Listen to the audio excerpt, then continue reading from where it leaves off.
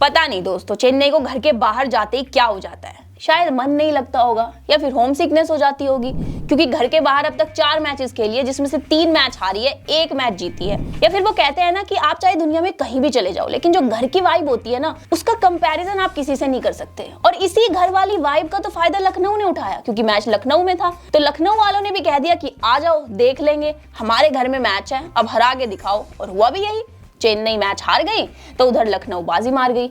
अब देखिए, मैच तो मुझे शुरू से ही एक तरफा नजर आ रहा था। और वहीं केएल राहुल तो भाई पता नहीं अपने बर्थडे पर कौन सा टॉनिक पीकर आए थे कि चेन्नई के बॉलर्स को जो उन्होंने 4DX में फिल्म दिखाई है बाउंड्रीज की, धे दनादन बहुत ही सॉलिड पारी खेली। तो वहीं चेन्नई का तो टॉप ऑर्डर ही फ्लॉप ऑर्डर साबित हो गया।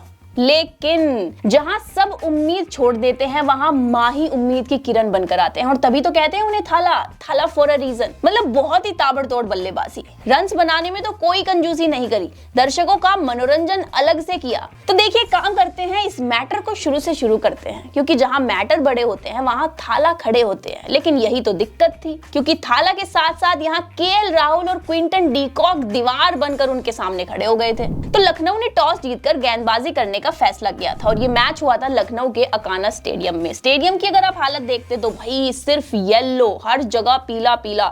मतलब लखनऊ के सपोर्टर भी माही को सपोर्ट करने आ रहे थे और हाथ जोड़कर कह रहे थे कि माफ करना, लेकिन माही तो माही है, उनकी जगह कोई नहीं ले सकता। And you know what guys, that's the way, Mahi way. इनका क्रेज ही अलग किस्म का है लोगों के बीच। और वो कहते हैं ना कि मैं दिल में आता हूं, समझ में नहीं। तो भाई समझ में तो माही लखनऊ के बॉलर्स को नहीं आए थे कल के लास्ट ओवर्स में। मतलब क्या पेला है माही ने आते ही, जो चौके छक्कों की झड़ियां लगाई हैं। मतलब वही वाली पारी दिखा दी जिस पारी को देखने के लिए वहां दर्शक कब से तरस रहे थे। एक काम करते हैं, लेकिन शुरू से शुरू करते हैं। वैसे बात करने को कुछ ज्यादा है नहीं, क्योंकि कुछ किया ही नहीं कल किसी ने। रचिन रविंद्र तो खाता भी नहीं खोल पाए। 0 रन पर मोहसिन खान उन्हें पान की तरह चबा गए, पवेलियन का रास्ता दिखा दिया।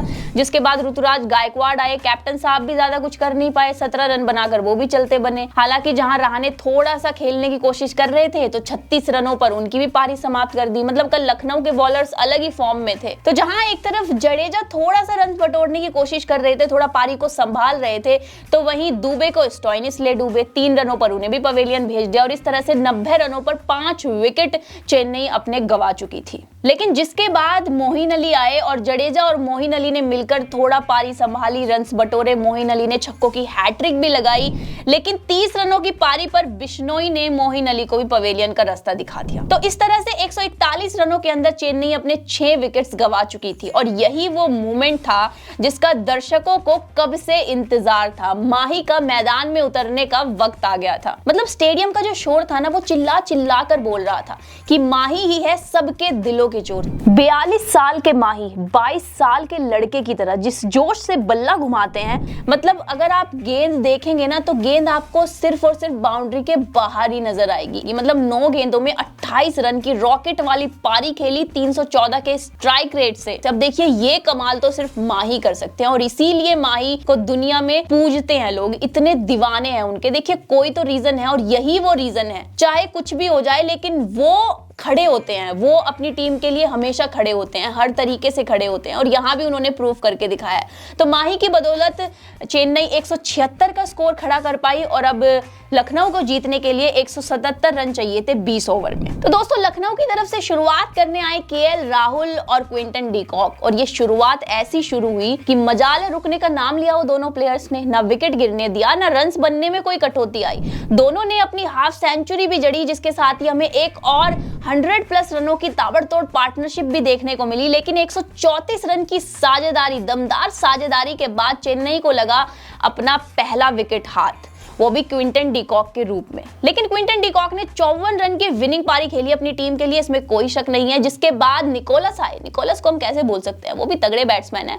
और यहाँ लखनऊ को जीतने के लिए 28 गेंदों में 41 रन चाहिए थे। निकोलस ने भी आते ही दमदार शुरुआत करी, बहुत खतरनाक, बाउंड्रीज पर बाउंड्रीज। लेकिन जिधर वो रन बटोर रहे थे तो उधर केएल राहुल का विकेट गिर गया। देखिए, इस विकेट पर सबसे बड़ा हक सिर्फ और सिर्फ जडेजा का है, क्योंकि जो उन्होंने कैच पकड़ा है क्या बेहतरीन कैच है। देखिए सब जानते हैं he is an excellent fielder, मतलब उनसे ज्यादा तगड़ी फील्डिंग कोई नहीं करता ग्राउंड पे। बहुत फिट हैं वो, बहुत सॉलिड फील्डिंग करते हैं, विराट भी अच्छी करते हैं, बट जडेजा अनडाउटेडली बहुत ज्यादा अच्छी करते हैं और इस चीज को वो आए दिन प्रूफ भी करते हैं अपनी फील्डिंग से। मतलब कैचेस तो आप उनके हाथ से कभी छूटते हुए देखेंगे ही नहीं और एक हाथ से उन्होंने एक कैच पकड़ा था, मतलब अनबिलीवेबल, बहुत ही शानदार। तो हालांकि केएल राहुल आउट हो गए थे, लेकिन 80 रनों की जो उन्होंने विनिंग पारी खेली अपनी टीम के लिए, भाई हैट्स ऑफ, बहुत ही शानदार। इस बार के आईपीएल में उनकी परफॉर्मेंस रही भी बहुत तगड़ी है, मतलब उनकी फॉर्म बरकरार है वैसे इस बार के आईपीएल में। तो अब लखनऊ को जीतने के लिए 17 गेंदों में 16 रनों की जरूरत थी, जिसके बाद आए स्टोइनिस और स्टोइनिस ने जहां बॉलिंग में विकेट चटकाई तो बैटिंग में बाउंड्रीज लगाई, जिसके बाद पूरन ने दमदार चौका लगाकर ये मैच पूर्ण किया और लखनऊ के खाते में एक बड़ी जीत दर्ज करी।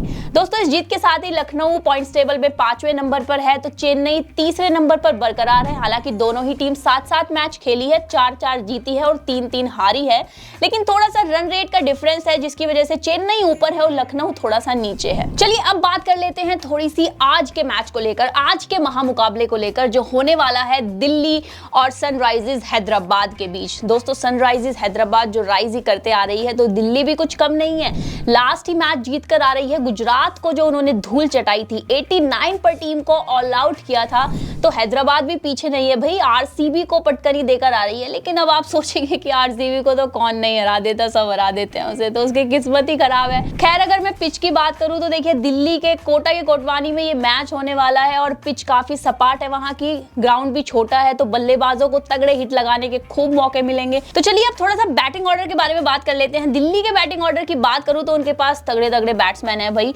पृथ्वी शॉ और मैकबर्ग ओपनिंग करते हैं और दोनों ही तगड़े ओपनर है, उम्दा ओपनर है। मैकबर्ग तो भाई ऐसे लगता है जैसे घोड़े पर सवार होकर आ रहे हैं, उनकी बॉलें तो बाउंड्री से इधर रुकती ही नहीं है, सारी बाउंड्रीज के पार जाती है। वही पृथ्वी शॉ की अगर बात करूं तो भाई इस पृथ्वी को भी आकाश से बड़ा प्यार है, उनकी बॉलें भी आसमान छूती है। वही इनके पास वार्नर भी है और ऋषभ पंत को हम कैसे भूल सकते हैं भाई, पंत जी की तो जो वापसी हुई है इस बार के आईपीएल में, मतलब अनबिलीवेबल, बहुत ही उम्दा परफॉर्मेंस उनकी रही है। सिर्फ बैटिंग ही नहीं, विकेट कीपिंग में भी भाई वो झंडे गाड़ रहे हैं। तो बैटिंग ऑर्डर तो देखिए दिल्ली का काफी स्ट्रांग है। वहीं अब अगर मैं हैदराबाद के बैटिंग ऑर्डर की बात करूं तो भाई उनके पास भी बल्लेबाजों की कमी नहीं है। उनके पास अभिषेक शर्मा है, ट्रेविस हेड है, हेनरिक क्लासन है, एडन मार्करम है, तो ताबड़तोड़ बल्लेबाजी तो भाई हैदराबाद की भी देखने को मिलने वाली है। दोनों ही टीमों की बल्लेबाजी काफी स्ट्रांग है। वहीं अगर मैं बॉलिंग की बात करूं तो जहां दिल्ली के पास कुलदीप और खलील है, तो वहीं हैदराबाद के पास भी भाई उनदकट और भुवनेश्वर कुमार है, जो बहुत ही सही परफॉर्म कर रहे हैं इस बार के आईपीएल में, काफी तगड़ी उनकी परफॉर्मेंस देखने को मिल रही है। तो मैच तो देखिए हेड टू हेड होने वाला है। वहीं अब दोनों ही टीमों को मैच जीतने की जरूरत भी है, क्योंकि दिल्ली को थोड़ी ज्यादा है, क्योंकि 7 मैचों में दिल्ली ने अब तक सिर्फ 3 मैचेस जीते हैं, पॉइंट्स टेबल पे 6ठे नंबर पर है।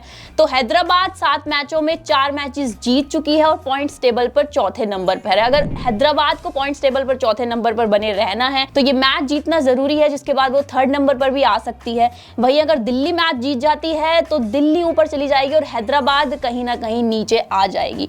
तो दोनों ही टीमों के लिए मैच जीतना बहुत जरूरी है। और अगर मैं अब बात करूं कि किस टीम के आज जीतने के चांसेस थोड़े से ज्यादा हैं, तो मैं अगर अपने ओपिनियन की बात करूं, मुझे शायद लगता है कि दिल्ली आज हैदराबाद को धूल चटा देगी। पता नहीं, मुझे थोड़ी सी इंट्यूशन ऐसी आ रही है, क्योंकि लास्ट 2 मैचों की इंट्यूशन मेरी बहुत करेक्ट गई है। तो देखते हैं आज दिल्ली ही जीतेगी या फिर मेरी ये इंट्यूशन भी रॉन्ग प्रूफ हो जाएगी। वेल वो तो शाम को ही पता चलेगा। मैं बहुत एक्साइटेड हूँ इस मैच को लेकर। आप कितना एक्साइटेड है और आपको क्या लगता है कौन जीतेगा, नीचे कमेंट करके बताएं। वीडियो पसंद आई हो तो वीडियो को लाइक, शेयर और चैनल को जरूर सब्सक्राइब करें, ताकि आने वाली वीडियोस की नोटिफिकेशंस आप तक पहुंचती रहे। बाकी मैं जल्द मिलती हूँ एक नई फ्रेश दमदार वीडियो के साथ। तब तक अपना ध्यान रखें, खुश रहें और बने रहें विन विद लॉजिक के साथ।